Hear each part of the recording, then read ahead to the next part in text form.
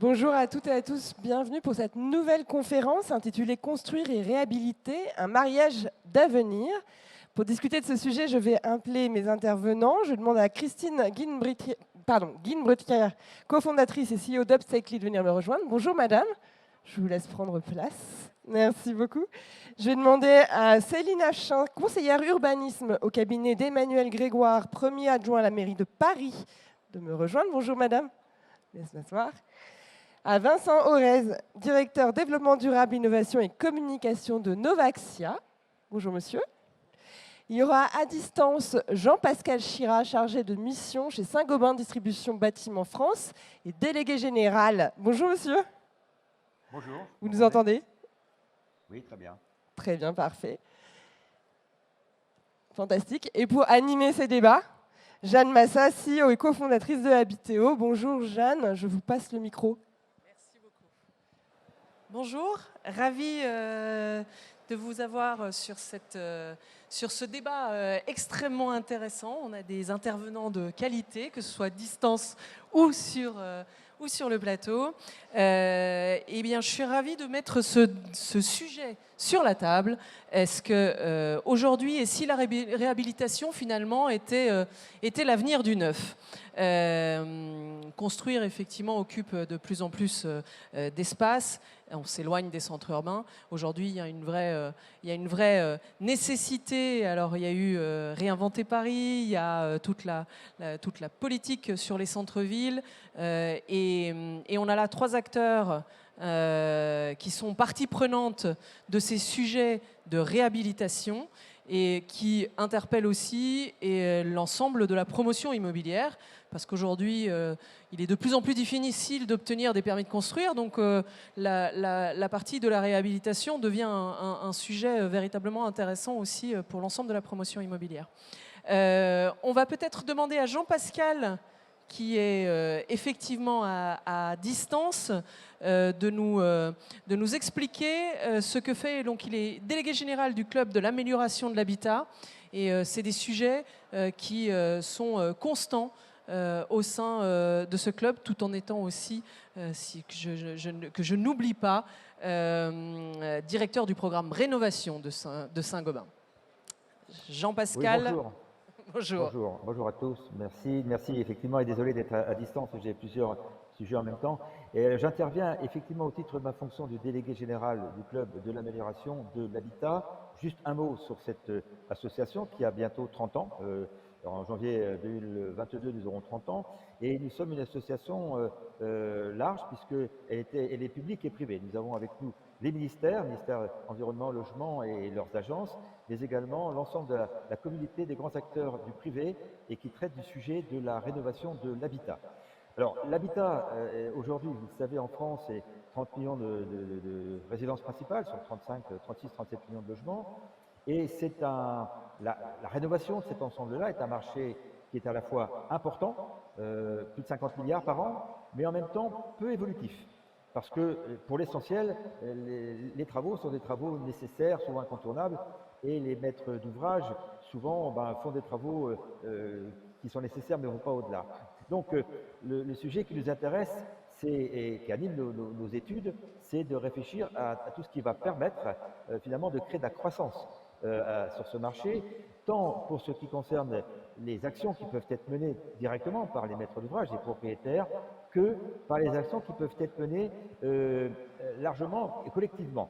Et c'est là notamment où le sujet de la rénovation collective ou plus large, mutualisée, va se poser.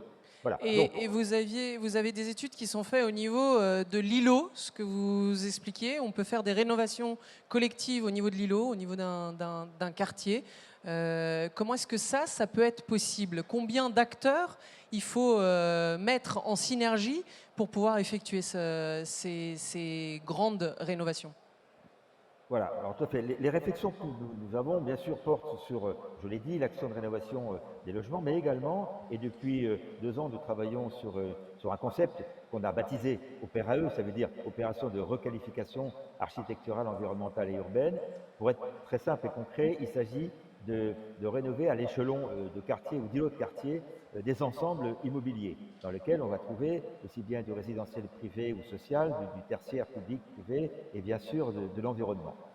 La réflexion que nous portons sur la méthode opératoire, la méthodologie qui permet de rénover cet ensemble-là, c'est qu'il faut travailler à plusieurs niveaux. On a identifié quatre angles d'action que je vais brièvement vous citer.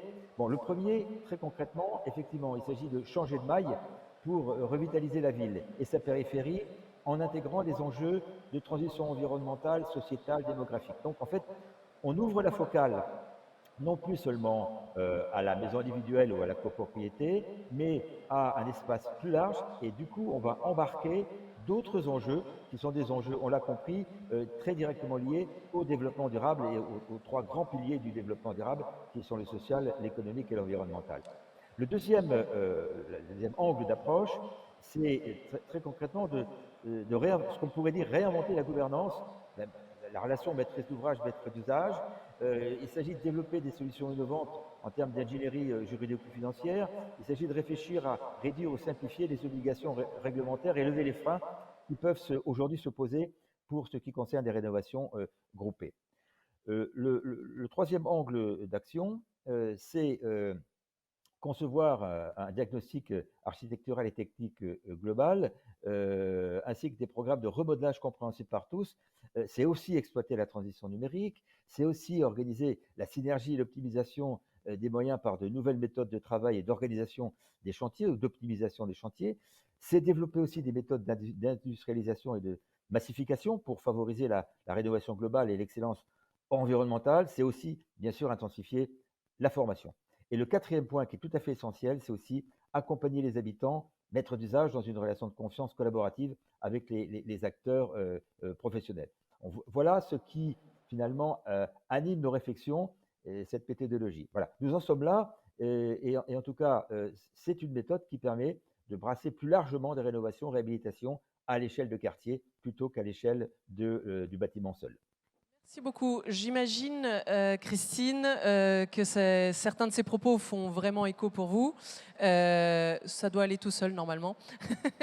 Et que sur la partie technique, notamment, vous êtes une solution. Upcyclea apporte finalement une base de données de matériaux pour les bâtiments, et même plus que ça, et s'inclut complètement dans ce que l'on peut imaginer la partie data de ce que va engranger la rénovation et finalement peut-être même jusqu'au ROI qu'elle peut derrière apporter.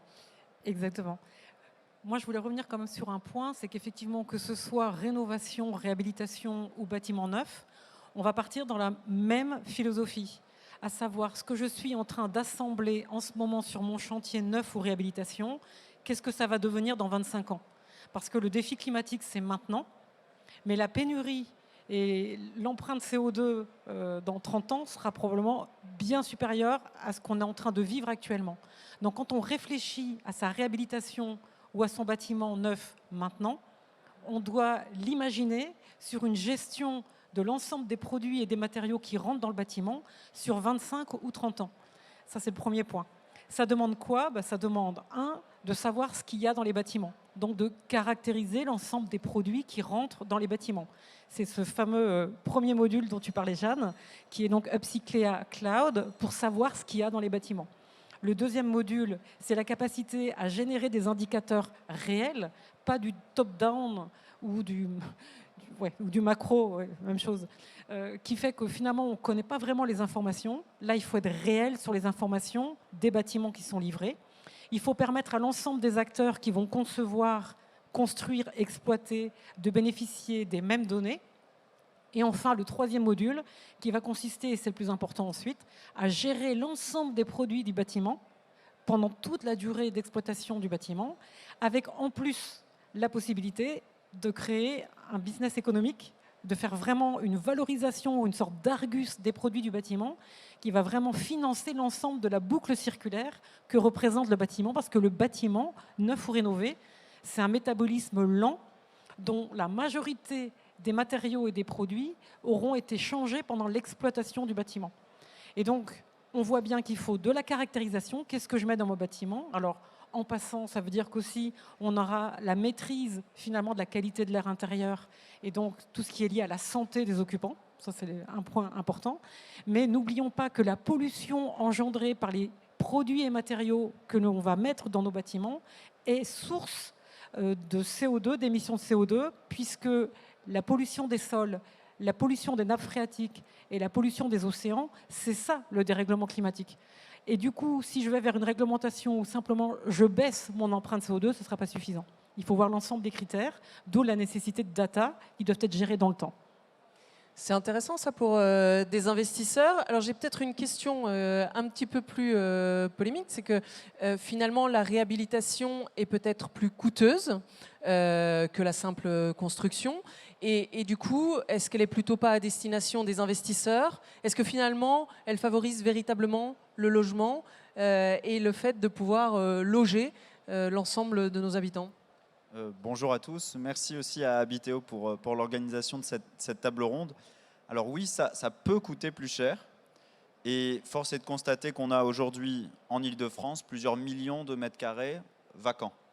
Donc c'est bien qu'il doit se passer quelque chose pour qu'on ne fasse pas, alors qu'on a une pénurie de logements qui est de 100 000 logements aujourd'hui, principalement dans les zones tendues en France, tous les ans depuis 2013. On a du foncier déjà artificialisé qui est vide, durablement vide. Et les prévisions pour certains sont qui vont être encore vides ces prochaines années. Donc on a un foncier, une ressource déjà artificialisée, on a une demande de logement et pourtant on voit qu'il y a quelques millions de mètres carrés qui ne font le stock est en train de s'accroître. Alors chez Novax, C'est surtout des bureaux. c'est surtout des bureaux, friches urbaines, friches industrielles, friches polluées, entrepôts, en tout cas du foncier tertiaire effectivement qui est plus du tout aux normes soit énergétique d'ailleurs, soit au niveau des usages pour favoriser une ville du quart d'heure justement où on a plus de mixité.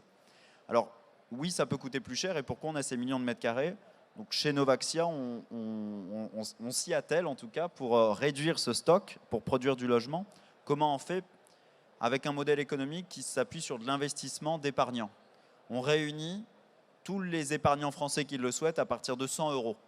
Ils mettent dans 100 euros dans un fonds en assurance vie, par exemple.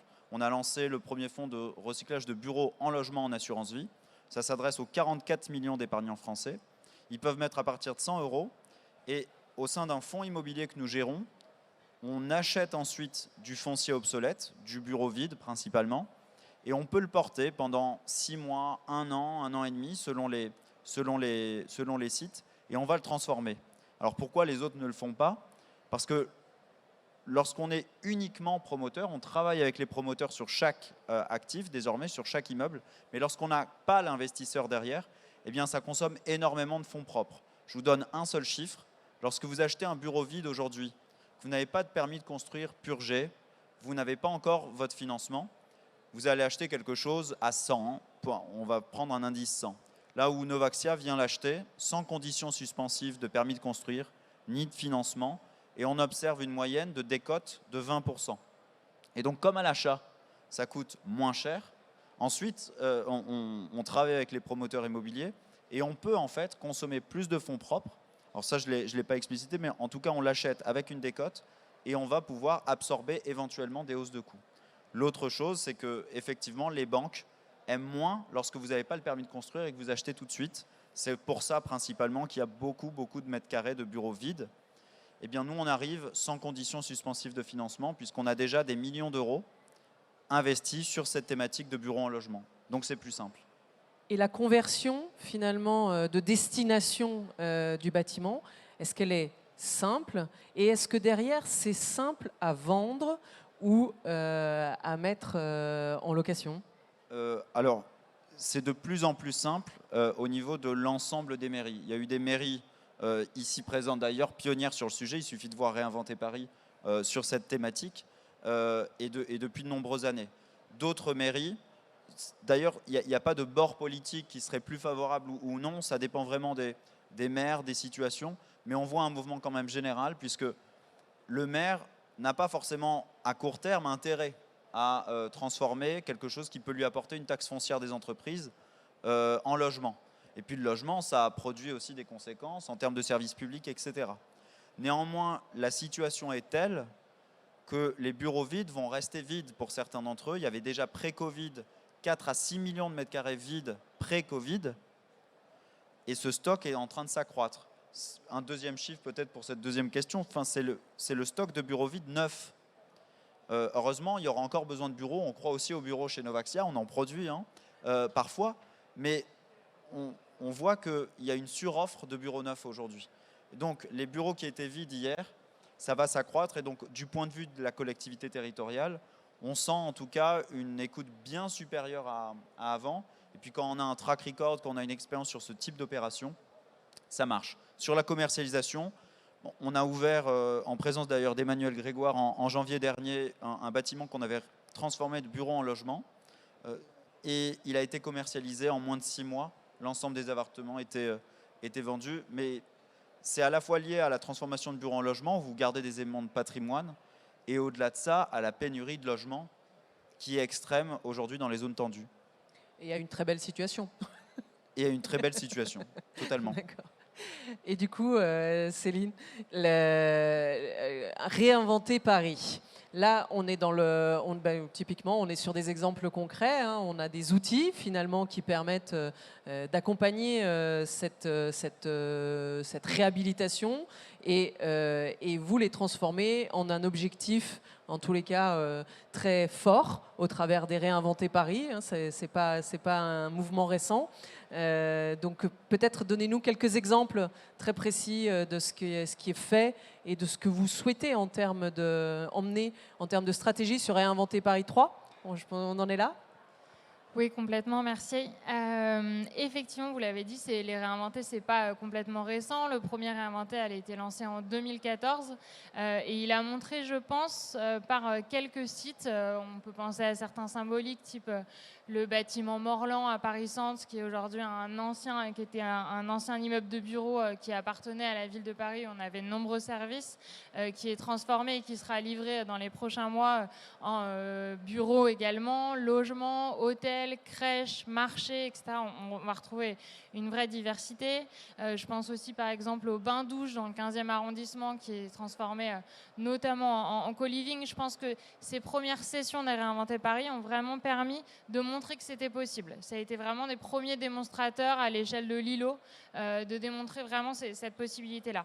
On l'a travaillé aussi dans le cadre des opérations d'aménagement. Je pense notamment à celle de Saint-Vincent-de-Paul dans le 14e arrondissement, qui est sur à peu près 3 hectares, une ancienne maternité qui a été fermée par la PHP depuis maintenant plusieurs années et sur laquelle la ville de Paris, avec son aménageur Paris Métropole Aménagement, travaille à la fois pour des raisons carbone mais aussi patrimoniales à conserver au maximum de bâtiments et on va avoir une opération d'aménagement dans laquelle on conserve 60% des bâtiments. Et c'est réellement un axe extrêmement fort de cette opération d'aménagement et qu'on pousse maintenant sur chacune des opérations que la ville de Paris porte. Et vous l'avez dit, effectivement, on est passé un peu à l'étape suivante dans les Réinventer avec le lancement de Réinventer Paris 3 qui, lui, s'axe vraiment sur la transformation de bureaux en logements. On partait du constat qu'on avait des bureaux, on avait toujours un besoin de bureaux, toujours un besoin de bureaux neufs. En revanche, on avait réellement des bureaux qui étaient obsolètes, qui ne correspondaient plus aux besoins et donc cette nécessité de le transformer. Et donc on a souhaité par le lancement de cet appel à projet à montrer que c'était possible et à montrer que c'était possible de massifier. Donc maintenant on a quelques exemples qui sont sortis dans la presse ces derniers mois. Le plus symbolique étant probablement Tati Barbès dans le 18e arrondissement qui va être transformé en un îlot, puisque là on parle réellement d'îlot mixte avec du logement social, des bureaux, du commerce, etc. Mais aussi dans le 11e et dans le 15e, d'anciens bureaux, d'anciens garages Renault et Citroën qui vont également être transformés avec une forte part de logement. Et aujourd'hui, c'est réellement notre attention. Donc voilà, on voit vraiment qu'on a toutes ces démarches qui ont montré au début que c'était possible et maintenant que qu'on peut encore plus amplifier tout ça. Et nous, on souhaite aussi, Ville de Paris, renforcer et réaffirmer nos attentes. On l'a fait en début d'année dans le pacte pour la construction parisienne, qui était un peu un nouveau référentiel sur la manière dont on souhaitait construire à Paris. Et un de ces 10 axes, c'est celle justement de dire que la première priorité, c'est celle de réhabiliter avant de démolir. Et aujourd'hui, si on veut démolir, il faut montrer pourquoi il n'est pas possible de réhabiliter. Et ça, c'était réellement un axe fort, et c'est quelque chose qui sera porté dans le cadre du futur PLU bioclimatique, évidemment, qui devrait être adopté d'ici 2023, et qui portera évidemment cette notion de réhabilitation. Et je le dis bien, on a vraiment ces deux axes, à la fois le patrimoine, protéger l'architecture parisienne, et aussi le bilan carbone, évidemment, de nos opérations d'aménagement. La Ville de Paris est engagée dans une trajectoire avec un objectif de neutralité carbone en 2050. Évidemment, la réhabilitation fait partie des outils pour y arriver. Et du coup, pour être peut-être encore plus concret, sur un bilan de promotion ou sur un bilan de projet, comment ça se traduit? Parce que il y a quand même il y a toute une partie fiscale qui est avantageuse aussi à faire de la réhabilitation. Donc peut-être que le surcoût, en dehors de votre possibilité qui offre un achat peut-être décoté, on s'y retrouve avec des marges intéressantes sur cette partie? Oui, effectivement, ça marche. Et on a eu le bonus de constructibilité aujourd'hui qui est un bonus, hein, donc qui accélère ça. Mais au-delà de ça, aujourd'hui, un opérateur privé comme Novaxia ne réclame, alors ce serait toujours utile, mais on pense aujourd'hui, ce qui nous manque uniquement, c'est des partenariats avec des promoteurs pour accélérer. Il n'y a besoin d'aucune niche fiscale supplémentaire ou autre. Ça marche, c'est rentable, et nos épargnants nous font de plus en plus confiance encore avec un investissement important. Ouais, je crois que justement, dans les Réinventer Paris 3, on l'a bien vu, puisqu'on avait vraiment des dizaines et des dizaines de candidatures sur chacun des sites, avec pas aujourd'hui une décote particulière sur les fonciers. Donc ça montre bien qu'aujourd'hui, les opérateurs sont en train de rentrer parce que ça fonctionne, parce que ça marche. Et d'ailleurs, les propriétaires fonciers nous suivent aussi dans cette démarche, et on en est vraiment ravis. Donc il y a un appel à l'ensemble des promoteurs immobiliers. Il y a de la demande, il y a du foncier, et en plus c'est rentable. Et ça peut nous permettre d'aller encore plus loin, puisque quand on réhabilite, eh ben, on gère mieux nos matériaux, on gère mieux la durée de vie du bâtiment. J'imagine, Christine, que vous avez vous aussi des exemples peut-être que vous avez accompagnés et qui sont probants sur le sujet. Alors déjà, il faut bien comprendre qu'on peut bien faire les choses dès le départ. Donc là, on est sur le sujet des réhabilitations aujourd'hui. On peut bien faire les choses dès le départ lorsqu'on a de l'information sur ce qui va être mis en œuvre sur les projets. Et ça ne coûte pas plus cher. Premièrement, ce qu'on a pu constater, c'est le manque d'information sur la caractérisation des matériaux qui seront mis en œuvre dans les projets. Et souvent, ce qui me fait peur, c'est qu'effectivement, quand j'entends qu'il y a une vraie niche financière qui est intéressante, de facto, on oublie l'environnement, alors qu'au contraire, je pense qu'il y a une vraie responsabilité des grands acteurs de se dire, puisqu'il y a une possibilité de faire mieux et moins cher, alors intéressons-nous aux matériaux qui vont être mis en œuvre. Il y a des acteurs qui jouent le jeu d'être transparents concernant l'ensemble des produits qui seront mis en œuvre et qui vous permet avec cette data de gérer les bâtiments dans le temps, mais c'est essentiel, en fait, ça devient essentiel. Et il y a d'autres acteurs qui ne jouent pas le jeu, et je pense que c'est au marché maintenant de donner le là pour s'assurer que, puisqu'il y a un surplus économique, ben mettons-le dans la qualité, mais c'est ni pour les fabricants de produits, ni pour Upcycléa. On est en train de parler des générations futures et de notre planète.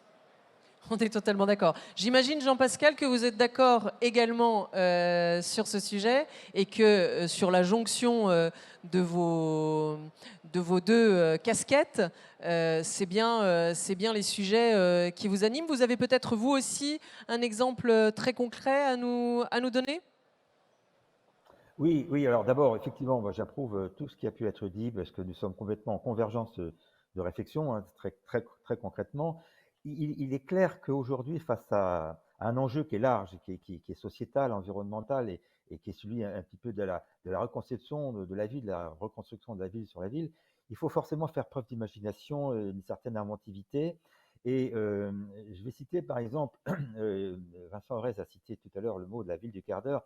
Elle est un peu l'invention de ce scientifique franco-colombien, Carlos Moreno, qui effectivement a dit que dans un rayon d'un quart d'heure, on doit pouvoir trouver tous les usages finalement propres à la vie de l'individu, son logement, son travail, ses loisirs, etc. Alors bien sûr, il y a un côté un peu idéaliste, mais derrière cela, il développe certaines théories, comme par exemple ce qu'il appelle la chronotopie, qui est la capacité à pouvoir diversifier des usages qui peuvent être alloués à un espace en fonction de la temporalité. Ça veut dire effectivement transformer des bureaux en logements, mais c'est également avoir un espace qui va avoir plusieurs fonctions selon le temps, hein. Et ça permet finalement, dans un espace géométrique, si je puis dire, de pouvoir multiplier les usages et réduire cette question de mobilité ou ces contraintes de mobilité. Alors, on en est là, évidemment, tout ça, ça passe forcément par des travaux de réadaptation, de requalification. C'est le rôle de la filière bâtiment. Et là aussi, évidemment, je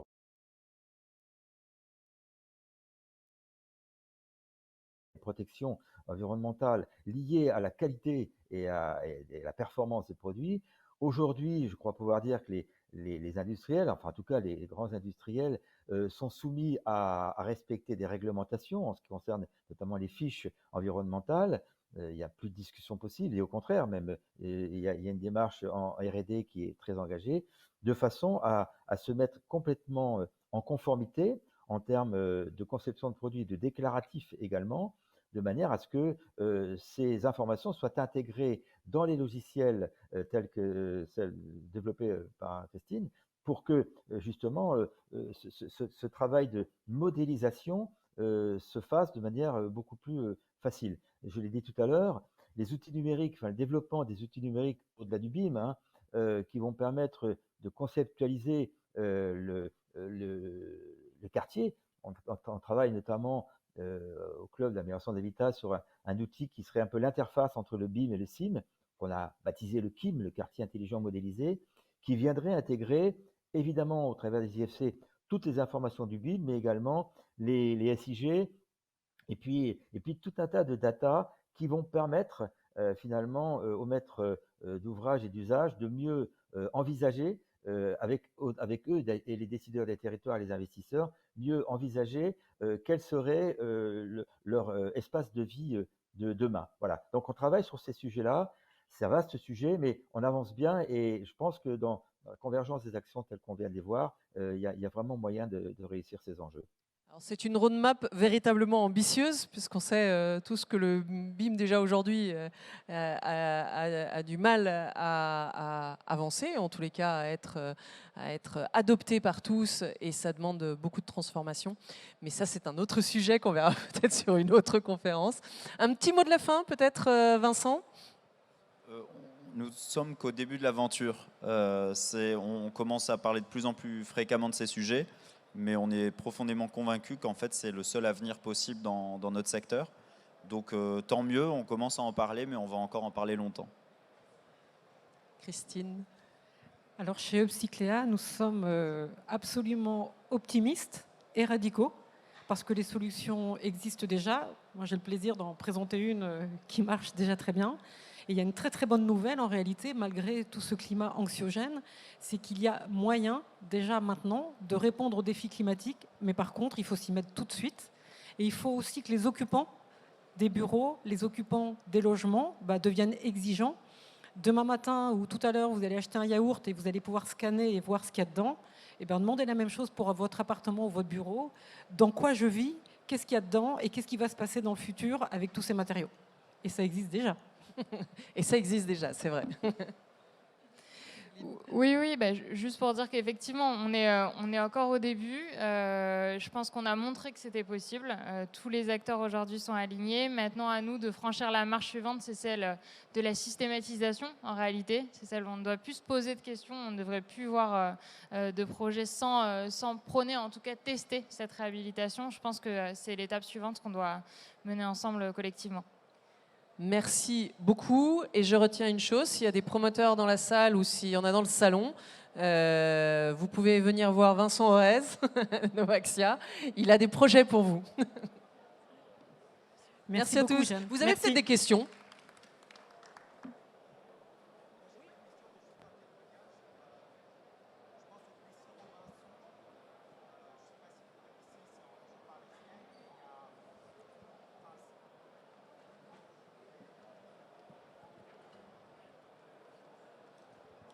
Oui, non, je voulais juste apporter un témoignage. Enfin, je suis passionné d'urbanisme et notamment de nouvel urbanisme. Et je trouve qu'il y a le Plessis-Robinson qui est une ville assez intéressante parce que c'était une ville communiste autrefois lorsque la mairie a été reprise par M. Pemzec. Et il y avait 70% de HLM et il y a eu cette volonté de rénover la ville. À la fois en détruisant les bâtiments les plus abîmés et les plus dégradés, et à la fois en réhabilitant tout un ensemble de bâtiments qui pouvaient être réhabilités, mais avec une transformation de l'esthétique extérieure, c'est-à-dire certains cubes qui ont été entièrement refaçadés pour leur donner un look, pour certains, un peu néo-haussmannien, parfois surprenant, mais néanmoins, je trouve que c'est un exemple de rénovation urbaine très, très intéressant, et j'en connais peu de cette ampleur et de cette taille. Et maintenant, je sais qu'il s'attaque à toute la ZAC Novéos, qui était une immense ZAC industrielle où il y avait quasiment un bâtiment sur deux à l'abandon, et qui sont en train de détruire les vieux centres, les parkings, et ils reconstruisent du logement pour créer une ville avec une mixité à la fois fonctionnelle, mais aussi une mixité sociale, puisque tous les HLM qui construisent sont complètement décorés de la même façon que l'accès à la propriété. Donc c'est impossible pour quelqu'un de dire si c'est un HLM ou une propriété. Voilà, je voulais juste apporter ce témoignage que je trouve intéressant, et si vous voulez réagir dessus, très volontiers.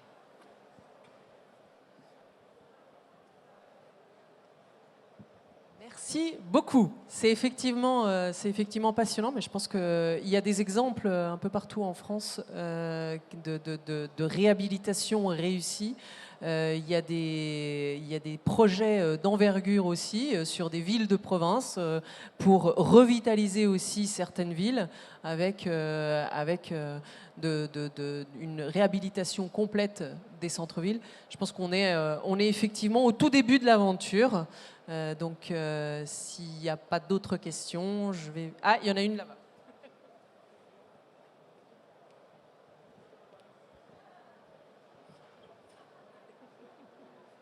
Si vous m'entendez.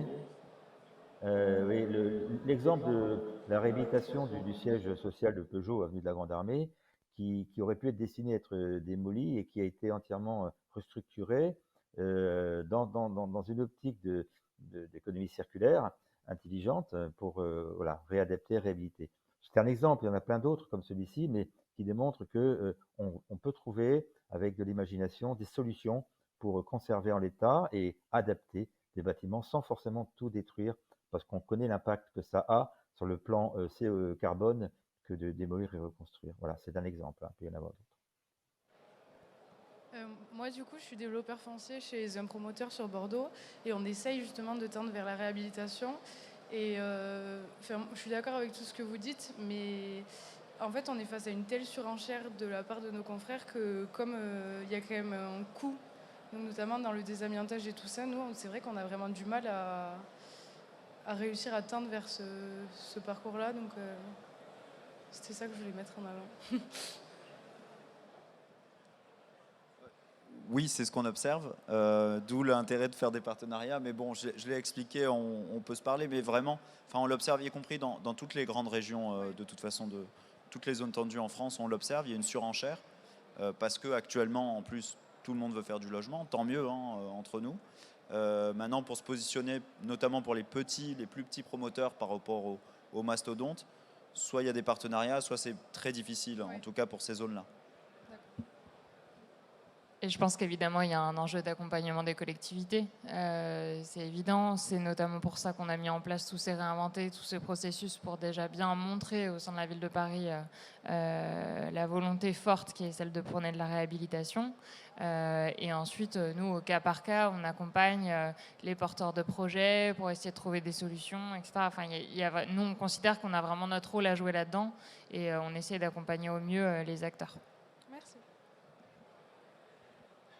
Une potentielle régulation du marché au niveau du foncier?